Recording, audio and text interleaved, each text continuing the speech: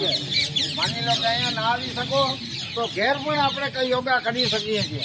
એટલે આવા આપણા યોગાથી માંડી અને પ્રિવેન્શન મેજર રાખીએ તો આપણી તંદુરસ્તી સારી રહે. છતાંય અત્યારની જે પરિસ્થિતિ છે એ પરિસ્થિતિમાં સોશિયલ ડિસ્ટન્સ અને જે તંદુરસ્તી માટેના ધોરણ આપણે વધુમાં વધુ કેમ ઉપયોગી બીજાને થઈ શકીએ એવી ભાવના સાથે આપ સૌને નવા વર્ષના અભિનંદન.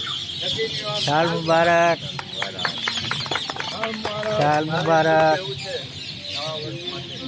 સાલ મુબારક, માલ મુબારક, સાલ મુબારક, 2077 નૂતન વર્ષાભિનંદન.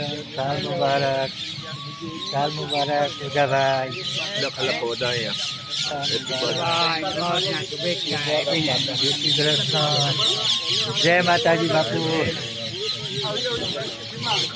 હું એક જ વસ્તુ કહું કે આપણે બધા ખાસ કરીને આપણું સ્વાસ્થ્ય રાખવું. મારે બીજું કંઈ નથી કહેવું. જેટલા થઈએ એટલાને ઈશ્વરને પ્રાર્થના કરીએ. તમને દર વર્ષે આટલા તો અમે હોવા જ જોઈએ અને જે ચાહે છે એને આપણે યાદ કરીએ.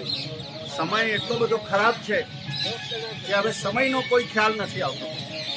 આજને કાલ કહેતા વર્ષોના વાણા વીતી જાય, પણ જ્યારે તમને તમારો સ્વજન જે દિવસે એ વર્ષે હાજર ન હોય, જવાહર મહેતા જેને વાત કરીએ કે એનો ભાઈ ગુજરી ગયો, એના વાઈફ ગુજરી ગયા, આવી પરિસ્થિતિ